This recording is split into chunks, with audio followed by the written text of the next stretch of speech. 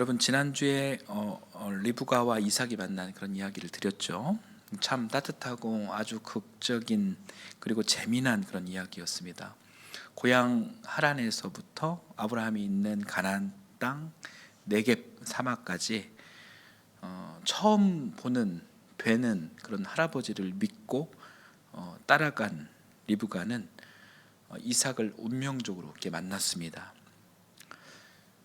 여러분 그 이후 두 사람의 인생은 어떻게 됐을까요? 리브가를 만난 이삭은 그녀를 사랑하였고 위로받았다, 이렇게 성경은 증언해주고 있죠. 그런데 여러분, 이 해피서사는 딱 여기까지예요. 그 이후 두 사람 사이가 어떠했는지에 대해서 성경은 말하고 있지 않습니다. 여러분, 두 사람 사이가 어땠을까요? 쭉 좋았을까요? 비록 이 성경에는 언급하고 있지는 않지만 여러 상황들을 한번 유추해 봤을 때 그렇게 애틋하지는 않았겠다, 이렇게 생각해 볼 수가 있습니다. 이삭은 두 아이의 아버지가 되었지만 원래 가졌던 그런 유약함을 벗어나지 못했습니다. 이삭은 두 아들, 즉 에서와 야곱을 공평하게 사랑하지 않았습니다. 편애했습니다. 지난 설교에서 그 편애가 이삭의 결정적인 실수였다, 이렇게 제가 말씀드린 적이 있습니다. 아버지 이삭의 편애 때문에 자식인 쌍둥이들이 수도 없이 싸우고 그다음에 평생 고생하며 살았습니다. 우리가 알고 있는 내용들이죠. 여러분 기억하시는지 모르겠습니다. 여러분 그 편애의 이유가 무엇이었는지 기억하십니까?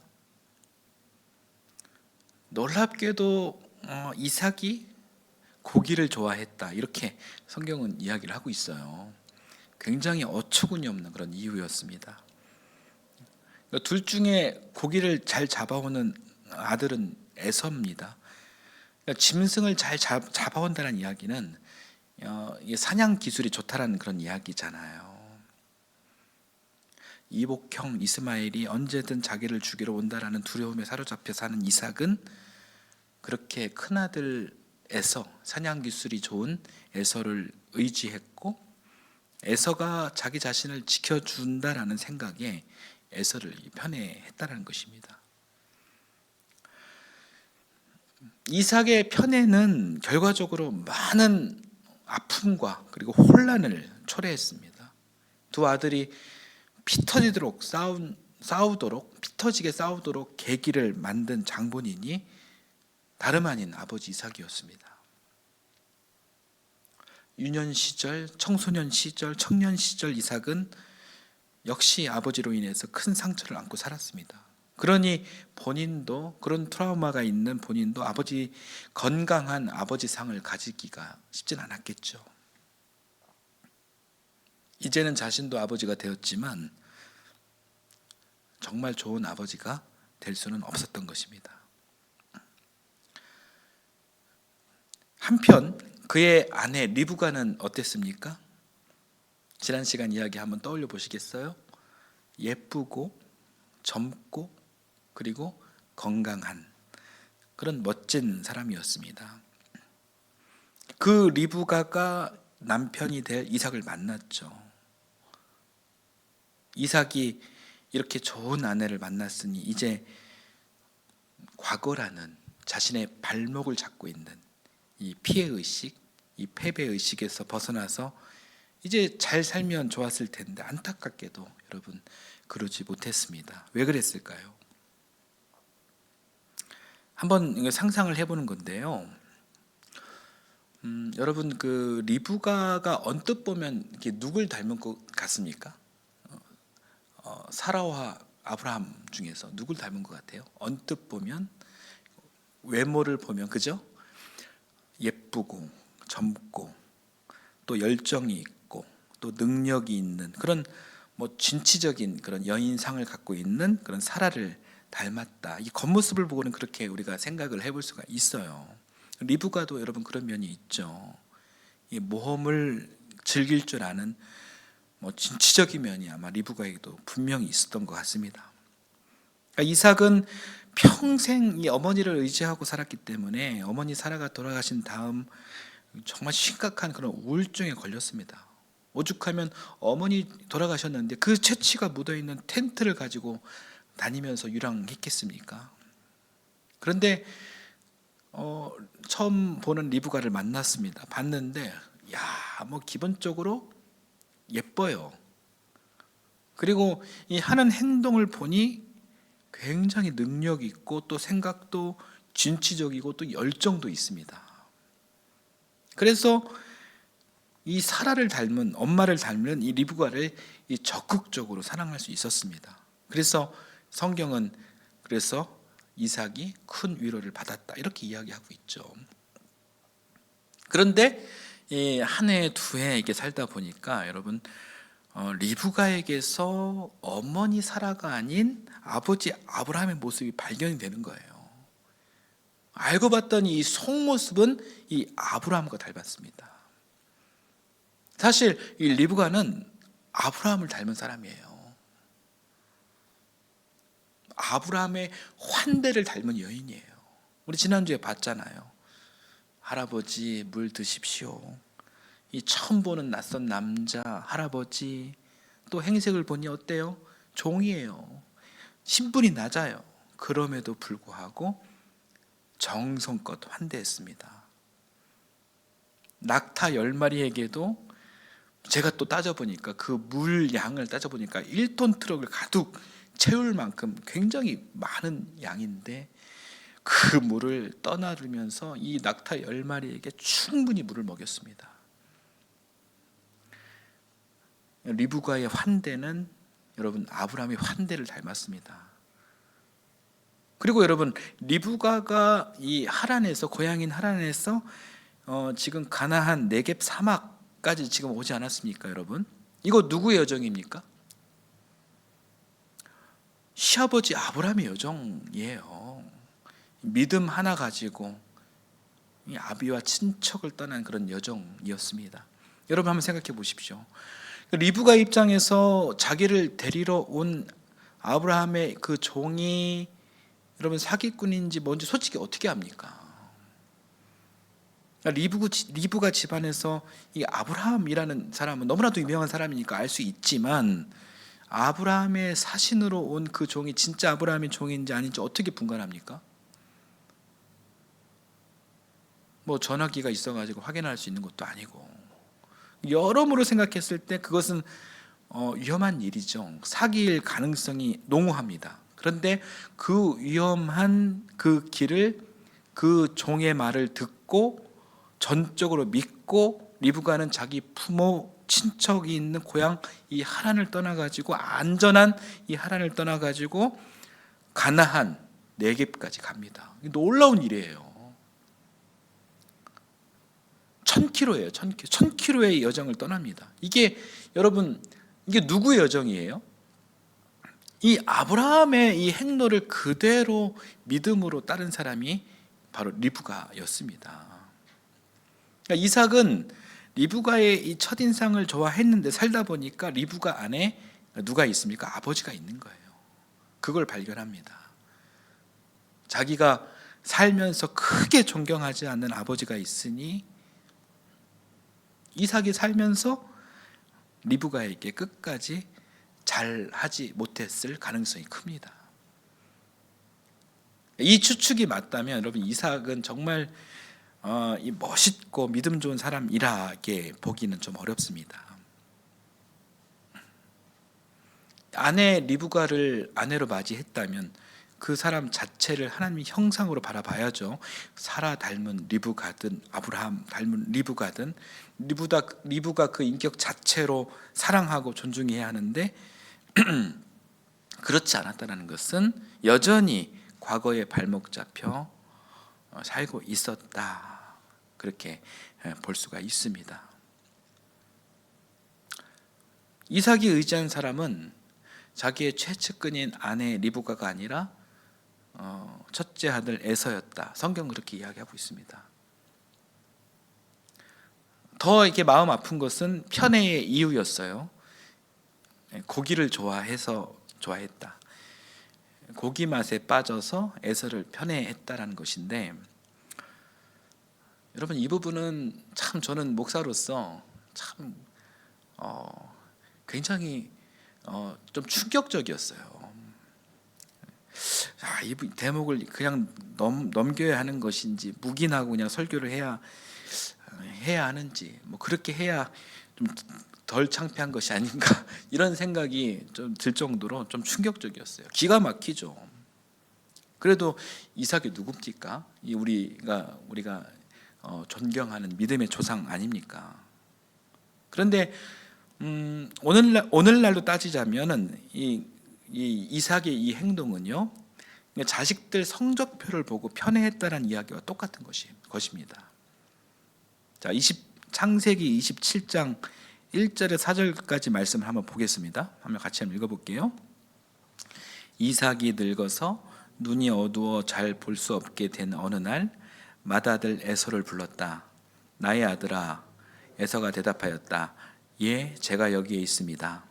이삭이 말하였다.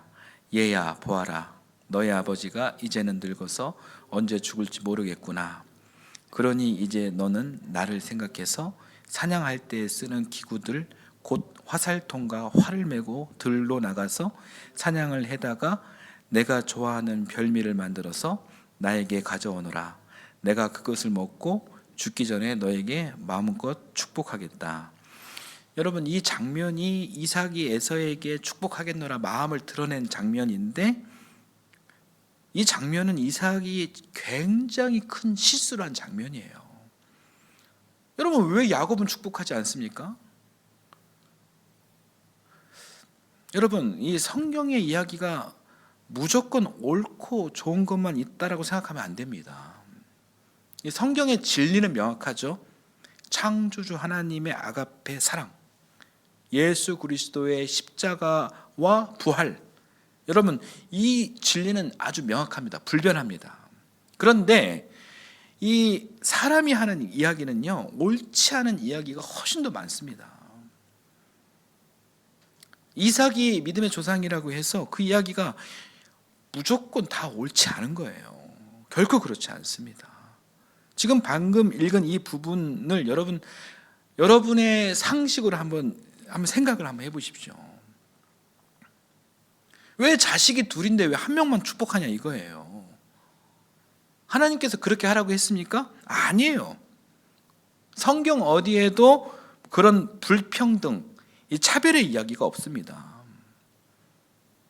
그것은 그냥 자기가 편애하는 에서에게 축복하려고 한 것 그 이상 그 이하도 아닌 거예요. 자, 이 장면이 하나 있고요. 자, 다른 앵글을 또 하나 보겠습니다. 자, 야곱하고 리브가가 짜고 그 축복권을 가르치는 장면이 있죠. 사실 또 뭐 그럴 필요가 있을까요? 그 축복권이라는 것이 가정의 평화, 이 형제의 우애보다 더 월등하게 좋은 것일까요? 여하튼 간에 이 일로 인해서 이 집안의 여러분 결론이 어떻게 되었습니까? 축복권을 야곱이 대신 받았고, 그리고 그 사실을 에서가 알게 되었고, 에서가 이제 어떻게 반응합니까? 이제 내가 동생 야곱을 죽이겠다. 아버지가 돌아가시기만 해봐. 그런 사단이 일어난 거예요. 누구 때문에요? 아버지 이삭 때문에. 이 가정이 파탄났습니다. 이삭의 입장에서 이 결혼 초기와 달리 부부 관계도 썩 좋지 않은데 이 자식들끼리도 이게 원수가 됩니다. 이게 여러분 믿음의 조상 이삭 집안의 실정입니다. 사실 이삭은 여러분 행복하게 살 수 있는 기회가 한 번 있었습니다. 모든 우울한 과거를 청산하고 이 새 출발할 수 있는 기회가 있었죠. 그때가 언제냐면 리브가가 하란에서 결혼하겠다라고 왔을 때예요. 그때 마음의 상처, 모든 것을 용서하고 또 치유받고 어머니 사라 영향하에 있었던 그런 그 자신의 발목을 잡고 있던 그 모든 습관들을 버리고 하나님께서 보내주신 귀한 사람 새 식구 리브가와 함께 이 하나님 중심으로 살아갔으면 그의 인생은 아주 행복한 인생이 될 수 있었습니다. 그런데 여러분, 이삭은 그러지 못했습니다. 여전히 과거의 발목 잡혀 자신의 그 귀한 그 발걸음을 미래로 향하게 하지 못했습니다. 여전히 과거에서 헤어나오지 못했습니다. 그리고 평생을 그렇게 살았습니다. 여기에 대한 근거가 되는 말씀이 있습니다. 한번 볼까요? 창세기 26장 34절 35절 말씀이에요. 한번 보겠습니다. 같이 읽겠습니다. 에서는 40살이 되는 해에 햇사람 부에리의 딸 유딕과 햇사람 부에리의 딸 유딕, 햇사람 엘론의 딸 바스맛을 아내로 맞았다. 이 두 여자가 나중에 이삭과 리브가의 근심거리가 된다. 여러분, 에서의 아내가 누구라고 하죠? 어느 족속의 누굽니까? 햇사람 바스맛, 그렇게 나와요. 그러니까 출애굽기 23장 23절에 보면은 모세에게 하신 하나님의 말씀이 있어요. 명령이 있어요. 그러니까 이스라엘 민족은 모든 사람과 다 어울려도 좋다. 그런데 딱 6족속만큼은 절대 어울리면 안 되고 만나면 안 된다. 이런 장면이 있어요. 왜 안 되냐면 그 족속들은 이방 문화가 깊이 뿌리 내려져 있고, 그래서 우상 숭배가 심하기 때문이에요. 하나님께서는 그 6족속을 심판하시겠다 그렇게 말씀하셨습니다. 그 6족속 중에 헷 족속이 있어요. 이 사람들과 어울리면 안 되는 거예요. 그런데 이삭이 왜 헷 족속 여인을 며느리로 맞이했을까요? 아들 결혼에 이렇게 믿음으로 신경을 별로 안 썼다라고 밖에 볼 수밖에 없어요. 반면에 여러분, 그 아버지 아브라함은 어땠습니까? 이삭이 혹시나 이 햇사람과 결혼할까봐, 그 아들이 우상숭배하는 사람이 될까봐 자기 종을 무려 1000km나 되는 하란으로 보내가지고 며느리를 데리고 왔습니다. 낙타 10마리, 종합선물 세트 등 온갖 이 물질 공세와 함께 한 노력 끝에 여러분 리브가를 데려오지 않았습니까? 그런데 이삭은 아버지의 그것을 따라하지 않았습니다. 왜요? 그것은 아버지가 한 거는 별로 따라하고 싶지 않은 거죠. 그렇게 이삭은 과거에 묶여있는 상태이고 전혀 변하지 않았다는 것입니다. 그리고 27장 46절을 보면 여기 리브가, 아내 리브가의 탄식이 있습니다. 한번 읽어볼까요? 리브가가 이삭에게 말하였다. 나는 햇사람의 딸들 때문에 사는 게 아주 넌더리가 납니다. 이 며느리 때문에 지금 리브가는 넌더리가 난다, 이렇게 한탄하고 있습니다. 여러분, 이거 누구 책임이에요? 이거 이삭이에요. 이삭이 아버지 아브라함에게 반감이 깊어가지고 아브라함이 한 거는 별로 이렇게 안 하고 싶은 거예요. 좋은 것도 안 하는 거죠. 굉장히 안타까운 일입니다. 그런데 여러분, 안 좋은 거는 또 따라합니다. 자기 목숨이 위협당할 때 아내를 판 일은 따라 했어요. 아주 이 블랙 코미디 같은 아주 우픈 그런 이야기입니다. 자, 그 다음 또 한 구절을 보겠습니다. 오늘 본문입니다. 27장 29절 또 한번 읽어보겠습니다. 여러 민족이 너를 섬기고 백성들이 너에게 무릎을 꿇을 것이다. 너는 너의 친척들을 다스리고 너의 어머니의 자손들이 너에게 무릎을 꿇을 것이다. 너를 저주하는 사람마다 저주를 받고 너를 축복하는 사람마다 복을 받을 것이다. 자, 이 장면은 이삭이 아들 야곱에게 축복하는 장면입니다. 이게 이제 축복문이에요. 축복문. 여러분, 이 축복문을 한번 다시 보시겠어요? 보면서 여러분 어떤 생각이 드시는지 한번 생각을 한번 해보십시오.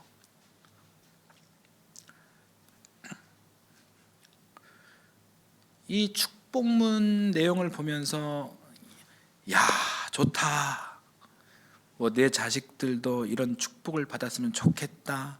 내 주변의 아이들이 내 자식에게 무릎 꿇었으면 좋겠다. 여러분 그런 생각이 드십니까?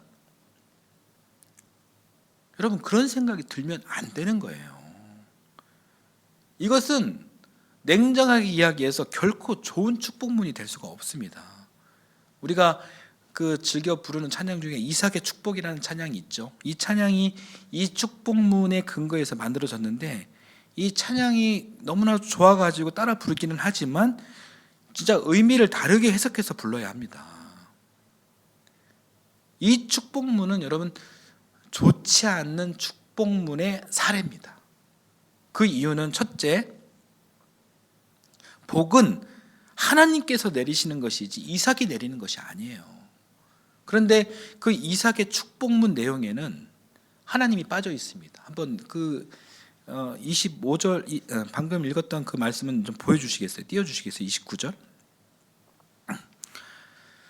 그동안 이삭이 살아온 여정이 믿음의 여정이라 보기는 어렵기 때문에 그렇게 기도하지 못하고 또 축복하지 못하는 것이 어쩌면 여러분 이해가 됩니다.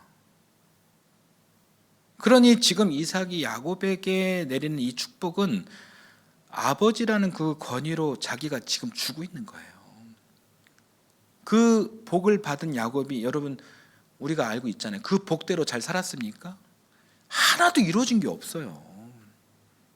다음 주부터 우리가 야곱 이야기를 보겠지만 야곱은 오히려 그 복을 받고요 온갖 고생을 다 합니다. 이삭의 이 축복문이 안 좋은 이유 두 번째는 이삭의 축복문은 아브라함의 축복문과 닮은 듯하지만 결정적으로 안 닮았습니다. 이삭이 아버지를 따라한 것은 맞지만 아브라함은 복을 주시는 분은 누구냐? 하나님이시다라는 사실을 정확히 알았기에 이삭의 축복 같은 그런 복을 기원한 적이 없습니다.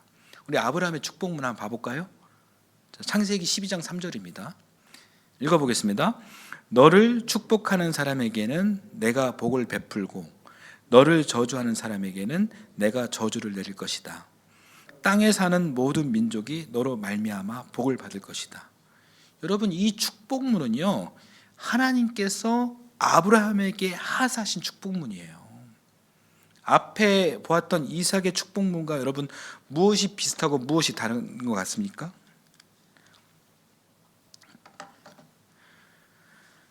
아브라함이 여러분 받은 복은 여러분 하나님이 주신 것이고 야곱이 받은 복은 아버지 이삭이 준 것입니다. 이삭이 아마 이렇게 우리 가문이 복 받을 것이라는 이야기를 아버지 아브라함을 통해서 들어서는 알고는 있을 거예요.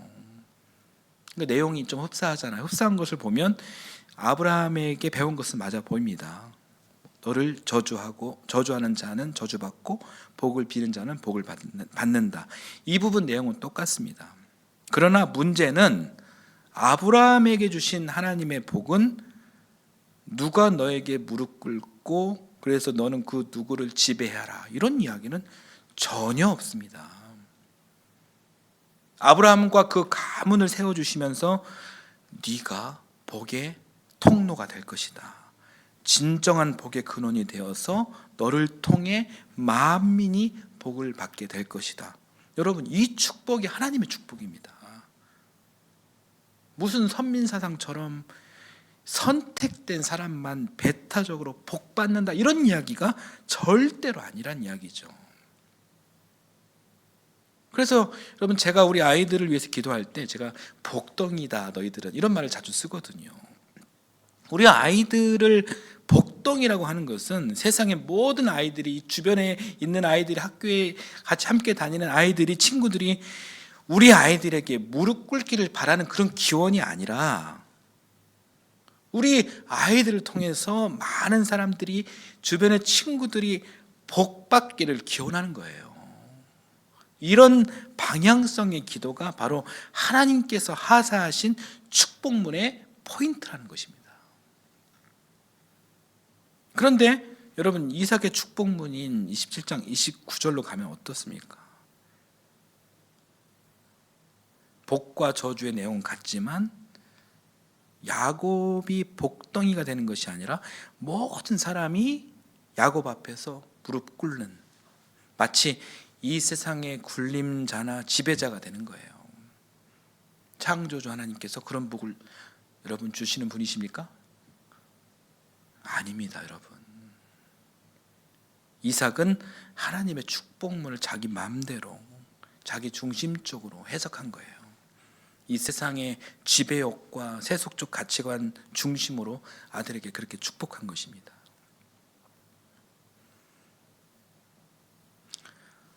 너무나도 아쉽게도 그렇게 이삭은 축복을 하고 역사의 무대에서 사라지게 됩니다.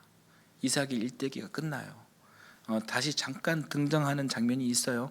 35장 27절. 그런데 여기에서는 그냥 단지 죽었다라는 소식을 전할 뿐이지 사실상 이삭의 일대기는 27장에서 끝이 나는 것입니다. 여러분, 오늘은 이삭의 일대기를 또 보았습니다. 이삭을 통해서 우리가 무엇을 배울 수 있을까요? 우리가 믿는 하나님의 이름이 아브라함의 하나님, 이삭의 하나님, 야곱의 하나님이시죠. 이삭이 이렇게 믿음의 조상의 반열에 이 두 번째로 당당히 서 있는데, 서열 2위이신 우리 이삭 조상님께 우리가 지금 무언가 교훈을 좀 얻어야 되는 거 아니겠습니까? 여러분, 이삭을 통해 우리는 무엇을 배울 수 있을까요? 이삭에게 어떤 굉장한 그런 믿음을 기대했다거나 어떤 믿음의 큰 족적을 기대하신 분들은 아마 많이 실망하셨을 것입니다. 그러나 이삭 이야기를 보면서 깨달아지는 것이 있습니다. 이삭은 인간적으로 크게 존경받을 사람은 아니었을지 모르지만, 그러나 이삭과 함께 일하시는 하나님의 은혜에 대해서는 여러분 크게 감복하게 됩니다.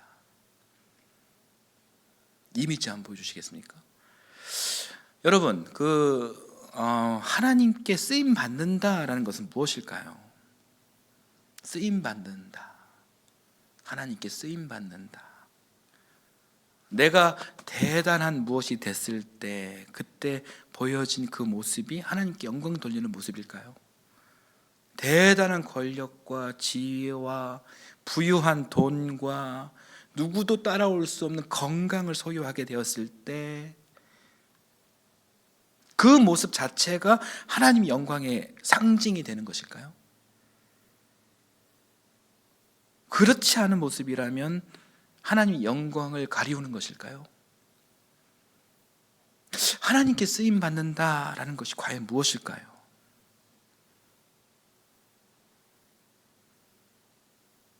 보잘것없는 나의 모습이지만 그 모습에서 하나님의 놀라운 은혜를 드러낼 때 하나님께 쓰임 받는 것입니다.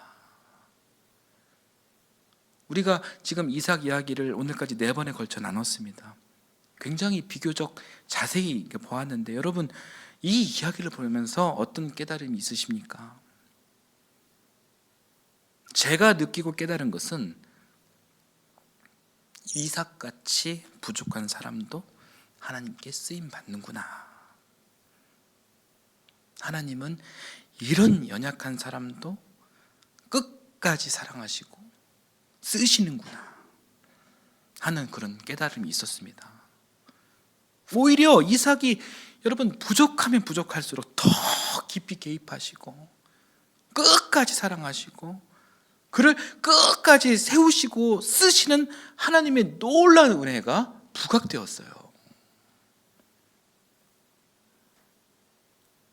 우리가 그동안 생각해왔던 것은 하나님을 잘 믿으면 놀라운 능력이 생기고 또 열심을 내고 열정을 갖고 살면서 그러는 중에 그 능력과 지위와 자격을 통해서 내가 대단한 무엇을 해서 내가 대단한 무엇이 돼서 하나님의 영광을 위해 쓰임 받는다. 내가 잘 돼서 하나님께 영광이 돼야지.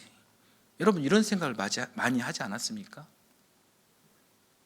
그런데 이삭의 일대기를 보면 전혀 그렇지 않아요. 그런 내용이 없어요. 이삭은 특별히 잘난 면이 없습니다. 가정도 잘 이끌지 못했고 자식도 잘 양육하지 못했고 또 음식에 대한 탐심도 많이 지나쳤습니다. 믿음도 크게 없었습니다. 세속적 가치관을 버리지 못했고 과거의 상처 때문에 미래로 나아가지도 못했습니다. 믿음의 조상으로 인정하기에는 여러분 우리 이삭 조상님께 죄송하지만 잘 이해가 되지 않았습니다. 그런데 그런 이삭을 하나님께서는 믿음의 조상 반열에 당당히 세워주셨습니다. 놀라우신 하나님의 은혜입니다. 그 은혜 아니면 결코 설명할 수 없는 일들이에요.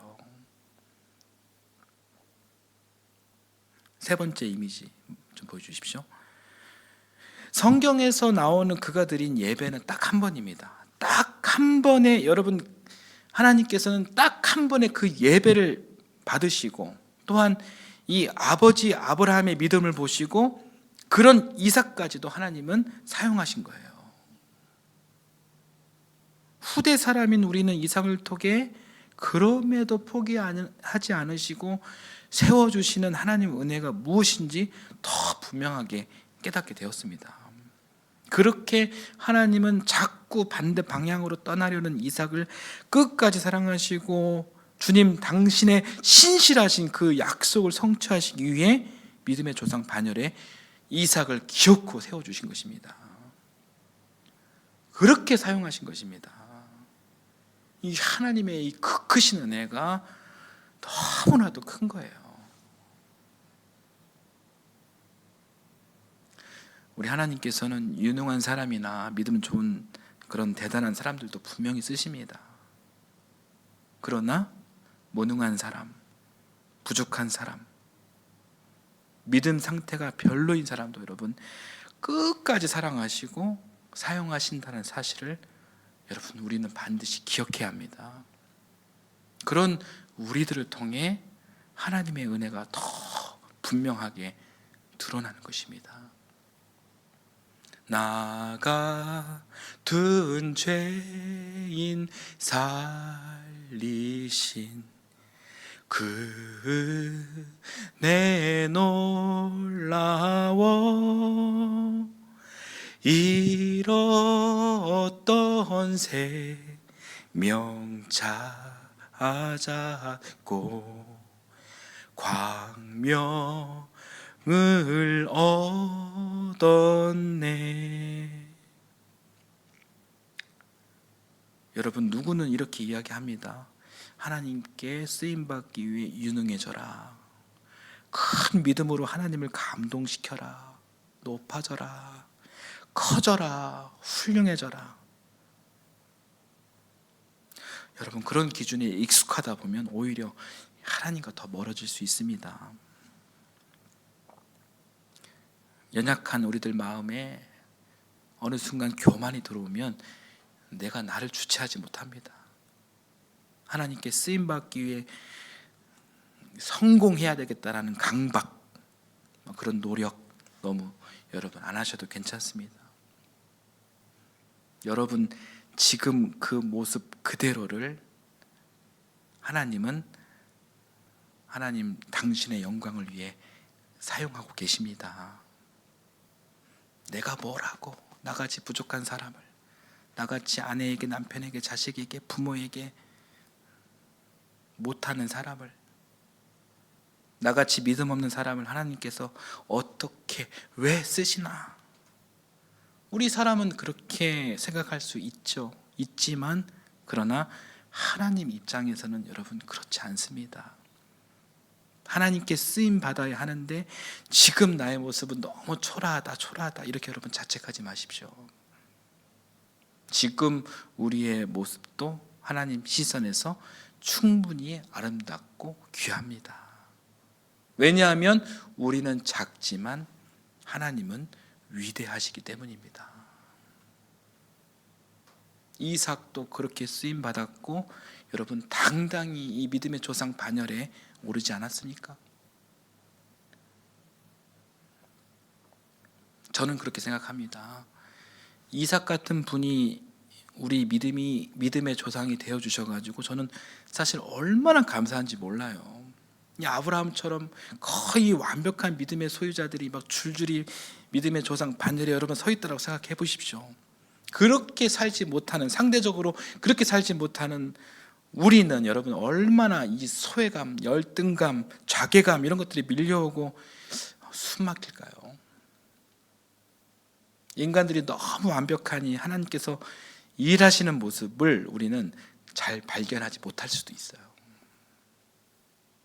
그래서 연약한 우리의 모습을 보면서 인정하고 또 그 모습을 하나님께 고백하고, 이삭을 결코 포기하지 않으시고 끝까지 안아주신 하나님의 구원사, 하나님의 역사, 이 거대한 이 성경의 물줄기를 우리가 여러분 잘 봤으면 좋겠습니다.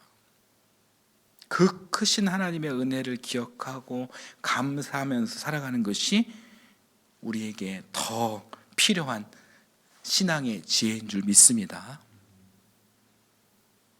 은혜와 감사의 삶이 어떤 것보다 앞서지 않았으면 좋겠습니다. 여러분, 오늘로써 이삭의 이야기를 마무리하겠습니다. 다음 주부터는 우리 야곱 이야기를 이어가도록 하겠습니다. 설교는 여기까지 하고 함께 찬송하겠습니다.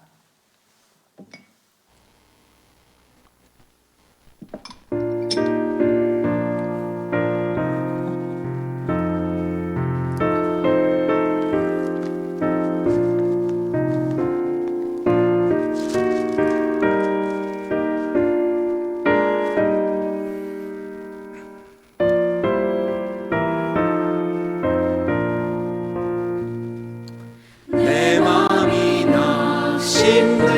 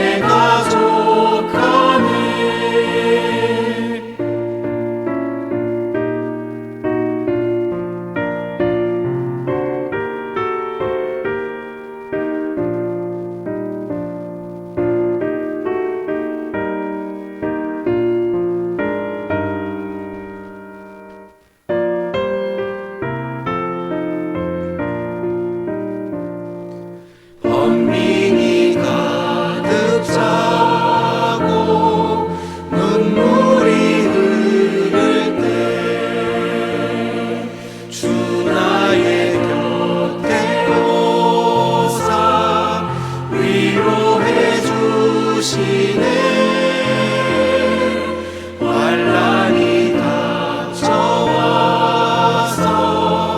어려움 당할 때 주님의 능력이 임어 원수를 이기네. 그 은혜가 내게 족하네. 그 은혜가 족하네. 이 괴로운 세상 지날 때 그 은혜가 족하네.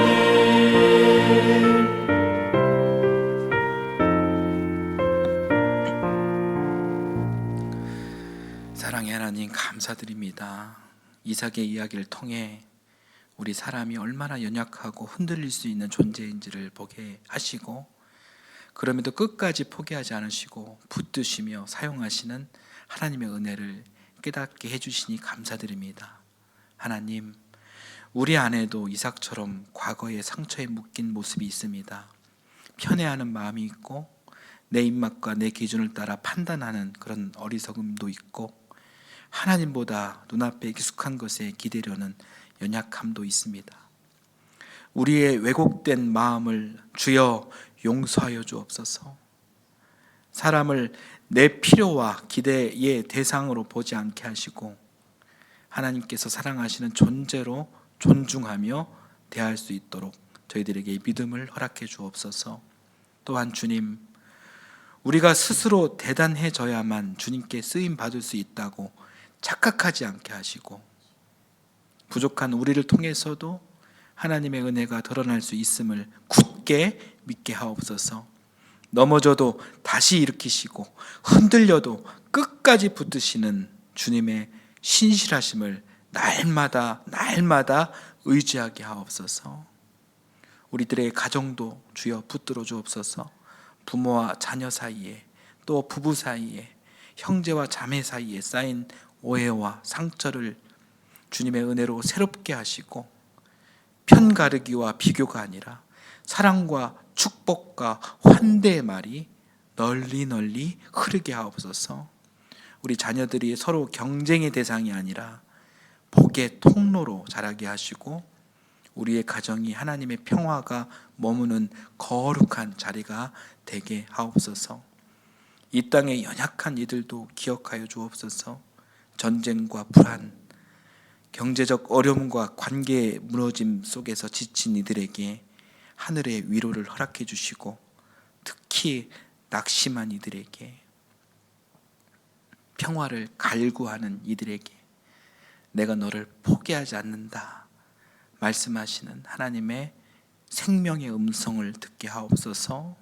예배를 마치고 세상으로 돌아가는 우리 모두가 내 자격이 아니라 하나님의 은혜로 살아가는 사람답게 오늘도 주님께 감사하며 담대히 복음을 전하며 살아가게 하옵소서. 예수 그리스도의 이름으로 기도드립니다. 아멘.